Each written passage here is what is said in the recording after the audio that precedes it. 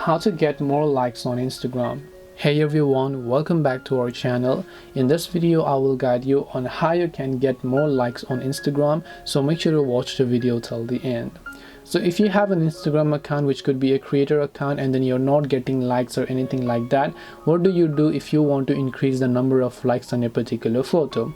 Well, there are a couple of tips that I can personally give you. The first thing we have to do is just make sure we don't have a private account and that we use a professional account. Even if you are an individual, try to use a professional creator account that will give you access to all of your stats. For that, tap the three lines option here, go to settings, go to the option called account, and then just scroll down, go to switch account type, and make sure to switch to professional account if you haven't done so already. And also make sure you don't have a private account.